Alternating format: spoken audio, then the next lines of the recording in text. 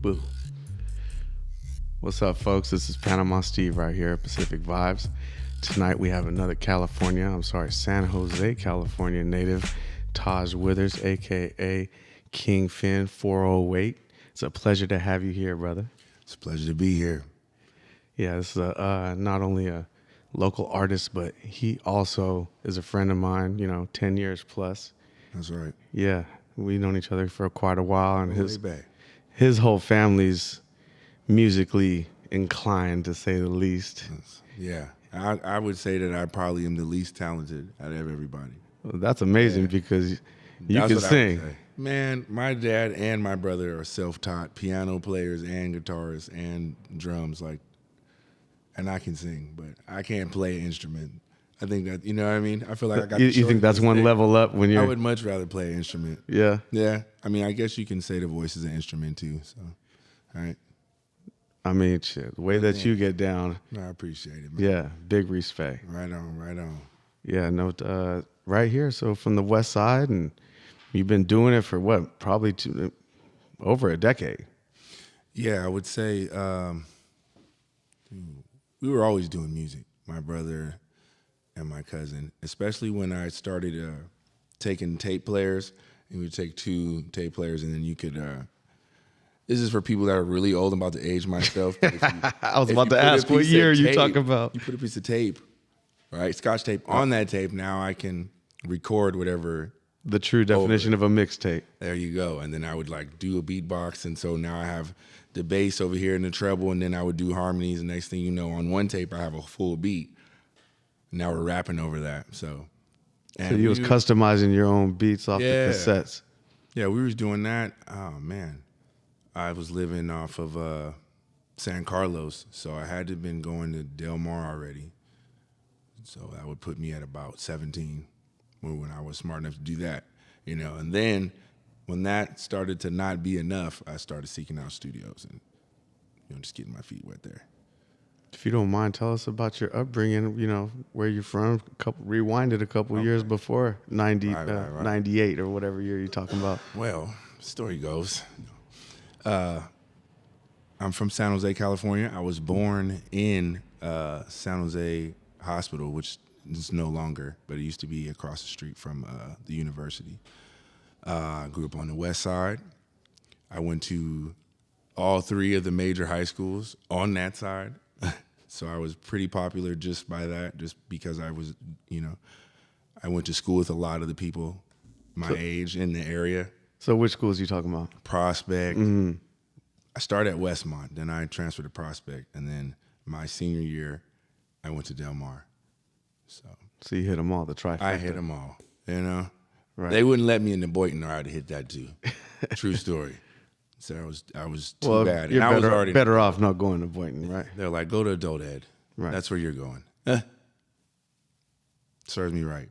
But, okay, so that's usually the story I give when, ask something like that. Like, why are you so, what is it about you that, outside of the music, how did you become popular here? Like, what is it? What is your story? You're spread thin around the West. Yeah, I was everywhere. Right. I was everywhere, And this is before social media, where you had to go out and make friends, you know what I mean, in the flesh, and you were going to parties, and, that type of social environment was more important, and it was, more readily accessible to, I think.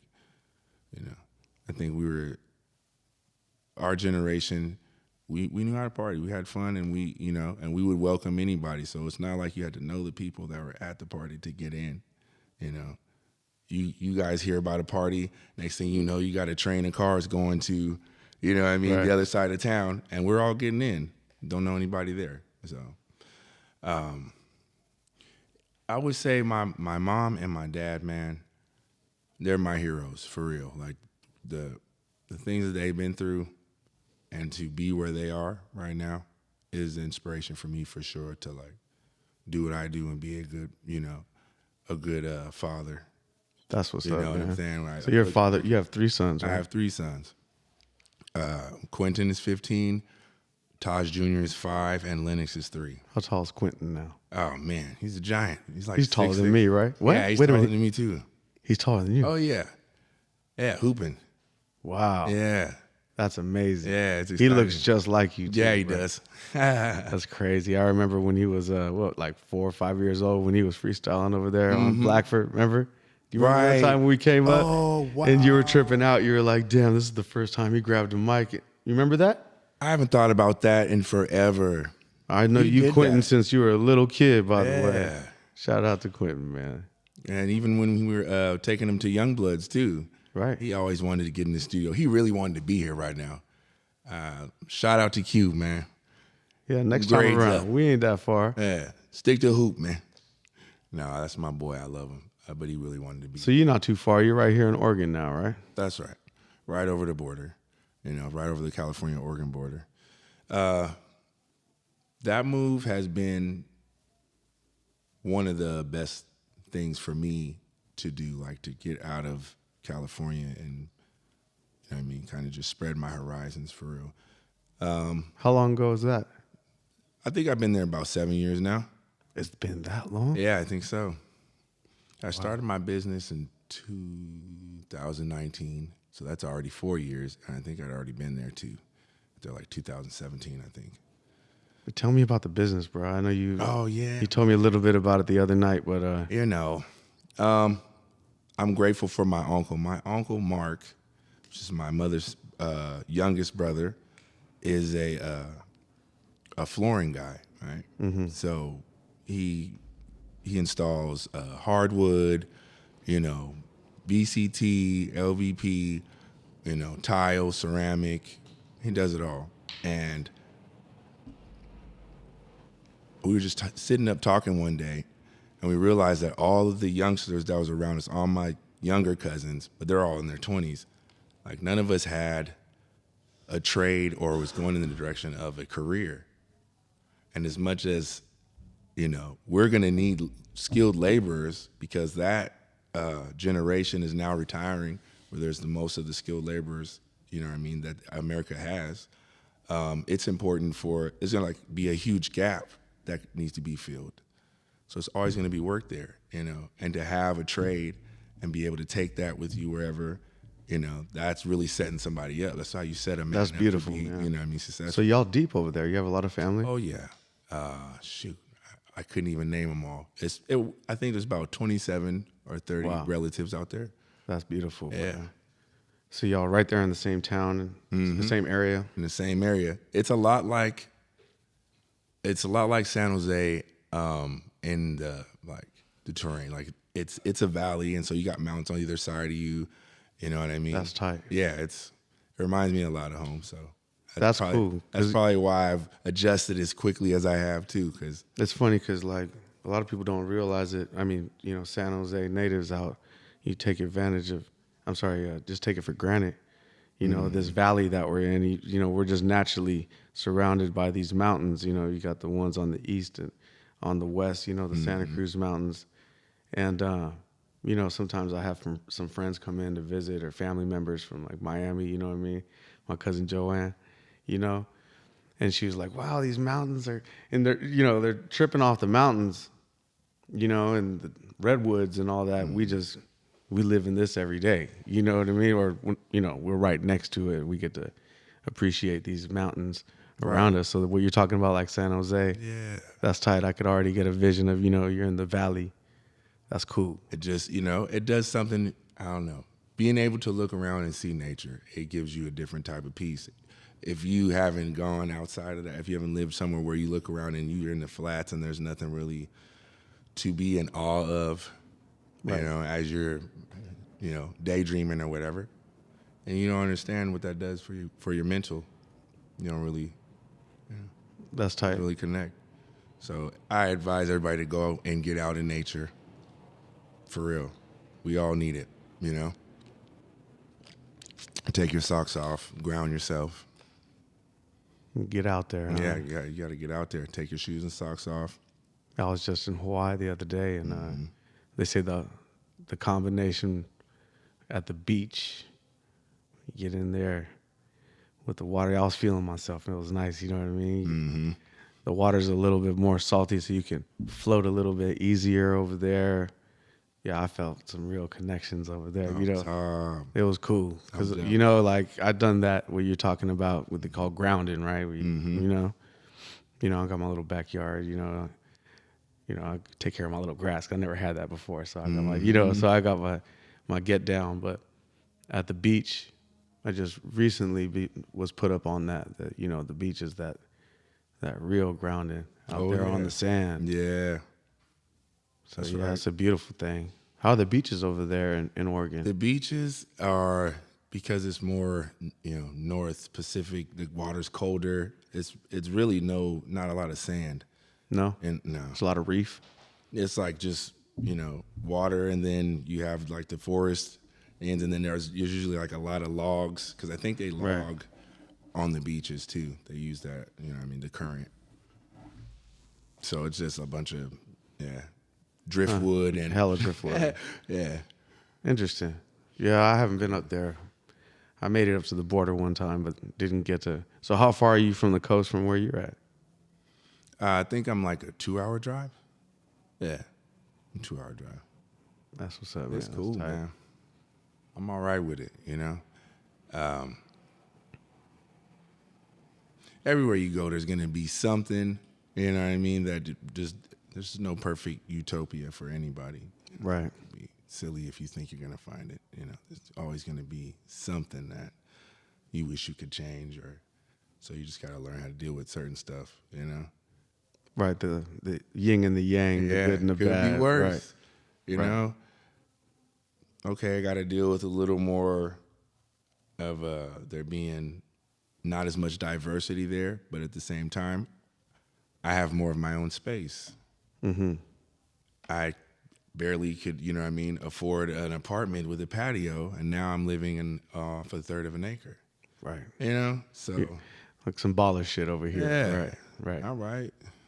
So I got to deal with that, but I can also deal with that or not deal with it because I have all this space to just exist. Right? So you stand out a lot more over there, going to town or something, right? I got you. I can dig it. But I mean, a lot of people are nice. Don't get me wrong. You know, most people are nice and welcoming. It's more about Oregon just having a thing about California transients, like people that. Oh, I guess that's what's going on all over the Midwest right now. People are not happy with us. Yeah, the transplants, right? Or I mean, hey, what you expect? And we trying to look for something, you know, some better horizons, and you know. They're like, don't bring California up here. You know, leave California in California when you come here. And that's asking. I didn't think. Come on.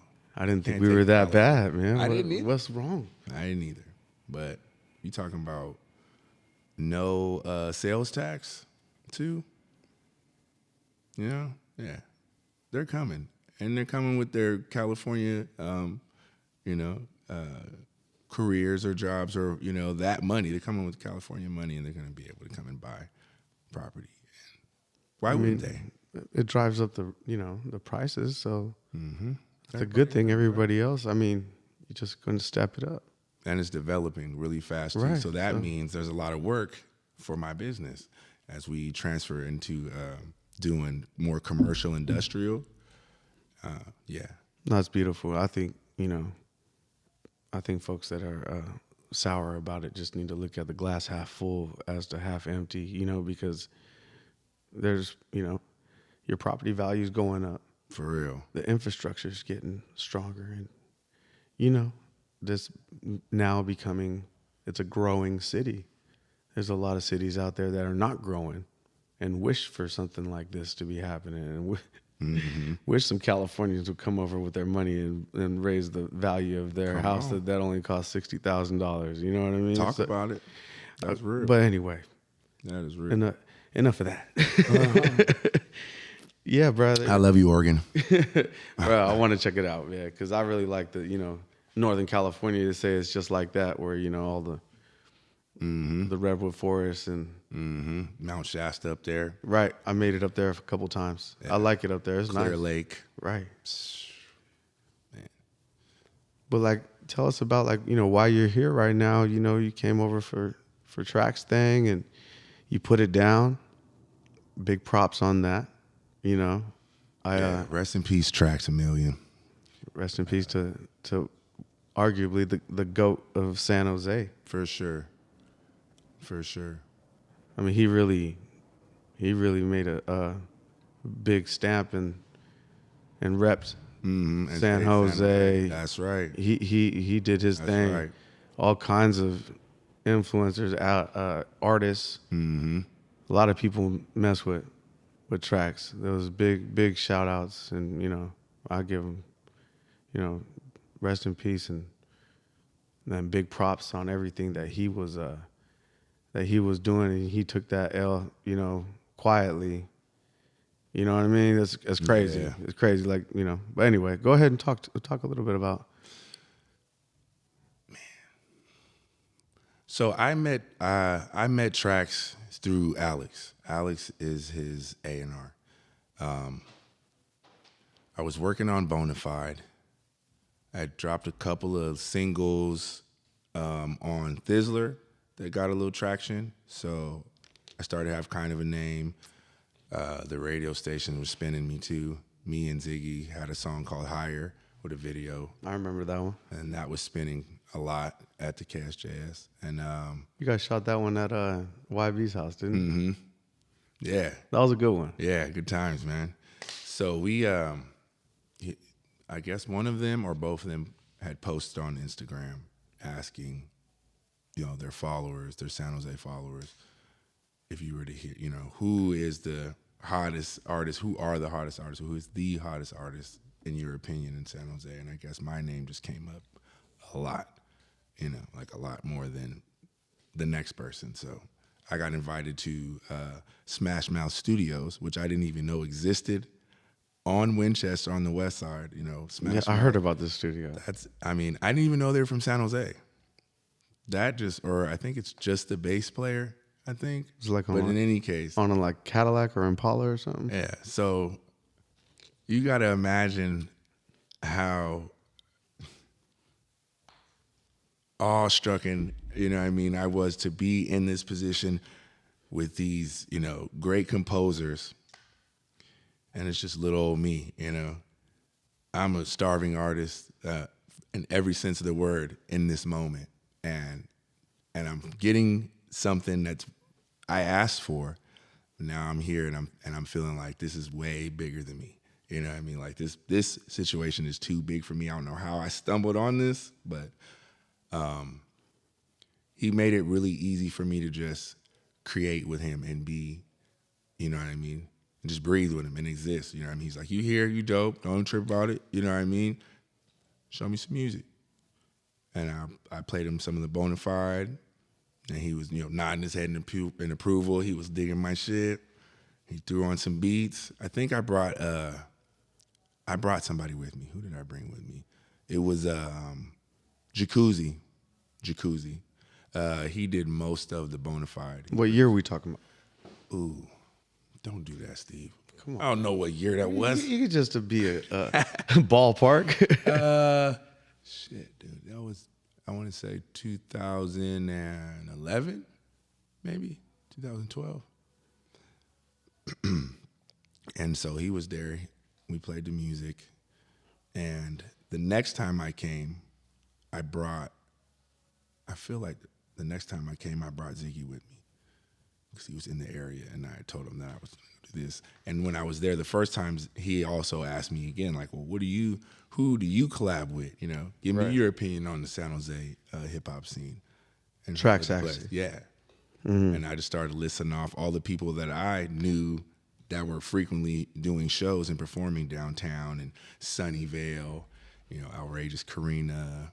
I'm sure he had heard of some of these people before. I'm not saying this like I'm the one who brought, these people to the table. Although I would like to think so, but I'm sure that wasn't the case. They're all great artists in their own right, and they didn't need me to, for that. But he asked me that, and I told him who, just the people that were running that circuit. And most of those people made it onto that album. So he saw what I saw in those artists. Hell yeah. Yeah, you know what I mean? was crazy. It was a good time to be alive, man, and be from San Jose and have somebody who to believe in you that way and have a platform. So a lot of people act like in San Jose there was no platform. On a professional level. Right, you know what I mean? Anybody that's already in the industry and that could, give you the eyes, put the eyes on you that you need, that you think you need. But Trax was not a gatekeeper. He was very accessible if you went about contacting him the right way. And I think for a lot of people, they just don't know how to do business. And that's what kept them from finding him or him finding. He wasn't vibing with certain cats or something? Well, I mean, he's Trax. So most of the time he's busy, Right, doing his thing, right. He's not, no time to really, He was definitely busy, man. Yeah, all the way up until the time is what I'm hearing, so it was work. Yeah, you gotta work. Nah, Man's gotta eat. So how many projects did you do with him? I did, okay. I still have probably 5 or 6 songs produced by Trax that I'm just sitting on. Really? Yeah. How long you been sitting on those for, bro? They were gonna go on the album. This is when, okay, I don't know. Most people that don't, that might not understand how much music you actually make and then bring up to consideration to making the project. Like you might, if your project's gonna be 10 songs, 10 slappers, you're like, that's it. I don't want to give people any more than that.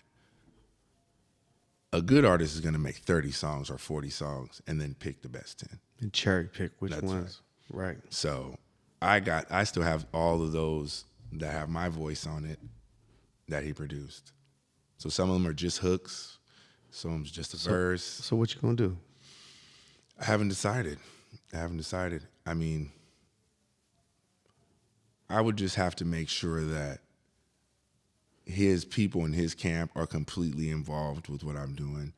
And it really would have to be like we have to come to some type of agreement on how we're going to release it. Right. That's what it would take. Sounds like you better come back to San Jose. Yeah.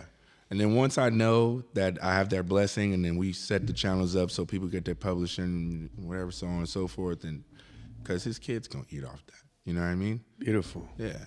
So that has to happen first. And then I'll consider going back into the lab and revisiting these songs.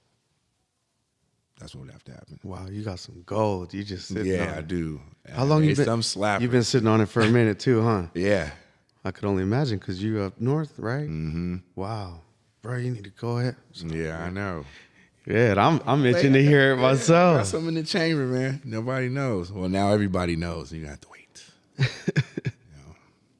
Yeah. So I ended up dropping Bonafide maybe 2 months before Tech Boom came out.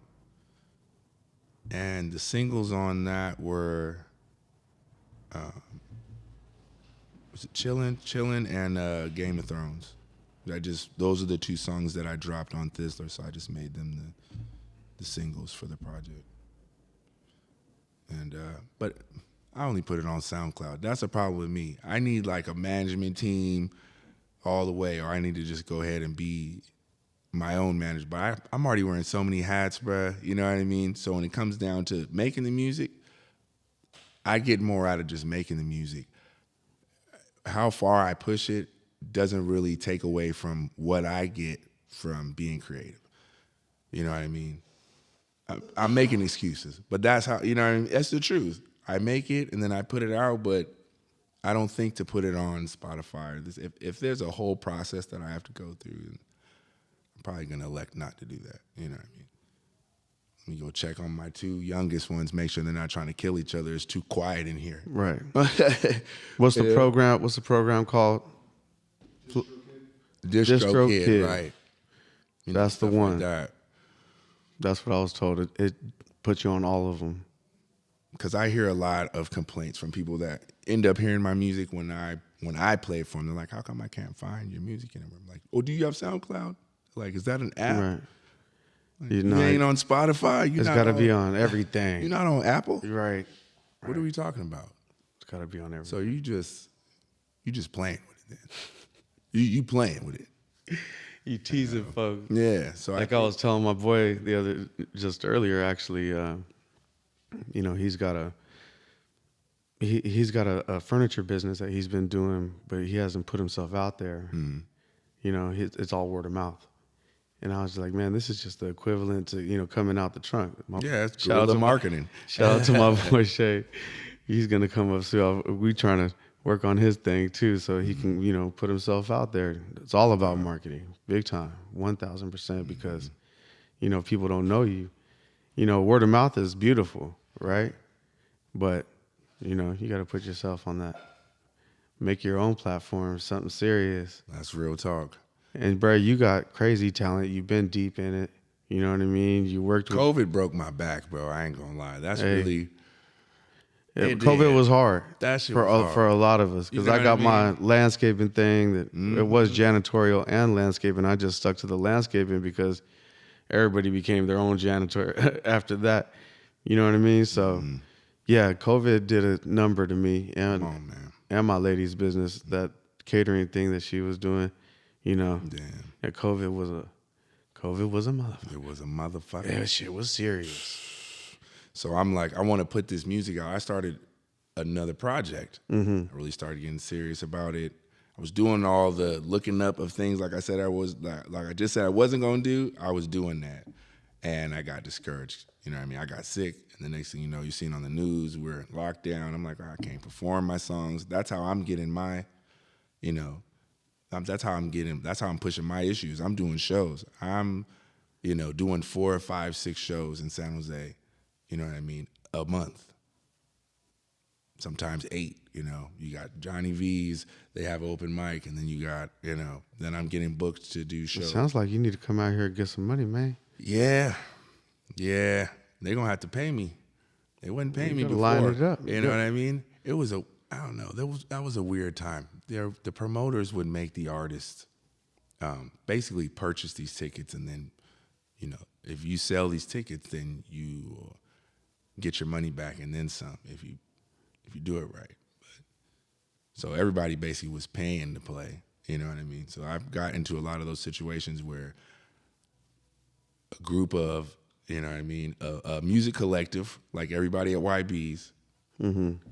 Get on a show, and then we'll just, you know, buy the tickets and then give them out so that we could all perform. So there was a lot of that going on before I just started getting asked to do shows, but I rarely got paid. I'm gonna be honest. You know what I mean? No. I wasn't doing it for that. Yeah. I needed people to see me first before I could, and realize that what I had to offer had value, you know, and that was more important to me than whatever little couple $100 you about to give me. You're not finna give me the bar. What are we talking about? Right. You know what I mean? Do you pay your DJ? Do you even pay your DJ, or does he come in here as a favor too? You know. So what do I look like asking you to give me some money? You gonna put me up there? You gonna give me the spotlight? Hell yeah. I'll take that. You know, that's currency too. Absolutely. That's currency too. But yeah, they're gonna have to pay me. That shit over with.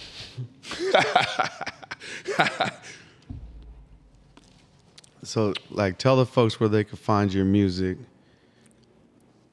and where they could find, you know, you as far as your business. Anybody maybe up in Oregon that might need some action, how they can get a hold of you. So the music, you can find most of my, like, the stuff that I've recently done and released is on SoundCloud still.